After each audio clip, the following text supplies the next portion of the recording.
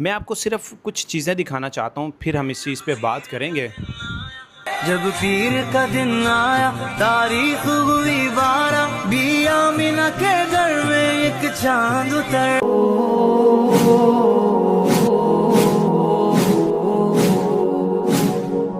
اور جن لوگوں نے اپنے دین کو کھیل اور تماشا بنا رکھا ہے اور دنیا کی زندگی نے ان کو دھوکے میں ڈال رکھا ہے، ان سے کچھ کام نہ رکھو۔ سوموار والے دن آپ صلی اللہ علیہ وسلم نے روزہ رکھا۔ صحابہ نے پوچھا یا رسول اللہ آپ نے روزہ کیوں رکھا ہے؟ تو آپ صلی اللہ علیہ وسلم نے فرمایا کہ اس دن میں پیدا ہوا تھا، اس لیے میں اس دن کی خوشی میں روزہ رکھتا ہوں۔ تو میرا آپ سے یہ سوال ہے، کتنے لوگ ہیں جو اس 12 ربیع الاول کے اوپر روزہ رکھتے ہیں، نماز پڑھتے ہیں؟ مجھے مسئلہ نہیں ہے، ایک کامن سینس کی بات ہے کہ جب ہمارے گھر بیٹا یا بیٹی پیدا ہوتی ہے تو ہمیں خوشی ہوتی ہے اس کے آنے پہ۔ تو وہ نبی جو رحمت للعالمین بن کر آئے، ہمیں ان کے آنے پر خوشی کیوں نہ ہوگی؟ ہوتی ہے خوشی، مجھے بھی خوشی ہے۔ کیا خوشی کو ایسے منایا جاتا ہے؟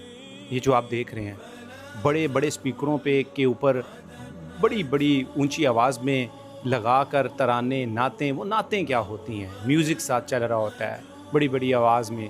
آپ کہیں سے لڑکیوں کو میک اپ کر کے وہ بگی کے اوپر بٹھا لیتے ہیں، اٹھا لیتے ہیں کہ یہ حور ہے، یہ فلاں ہے، یہ اس طرح ہے۔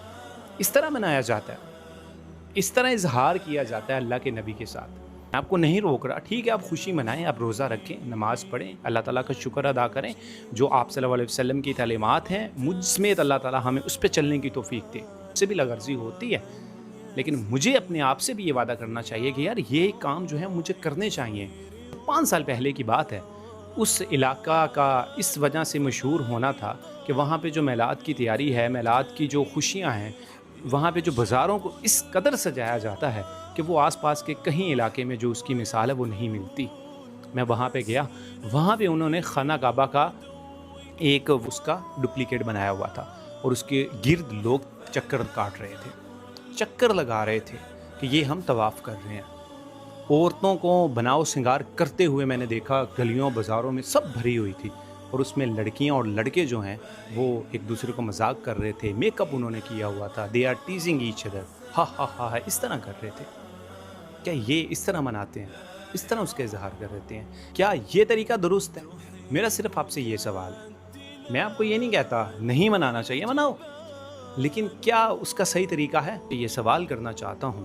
اس طرح بناؤ سنگار کر کے، اس طرح یہ تماشے لگا کے، عورتوں کو سامنے لا کر، میک اپ کر کے، گلے پھاڑ پھاڑ کر اللہ کا ذکر اور اس کے رسول کا جو نام لینا، کیا یہ سب کچھ درست ہے؟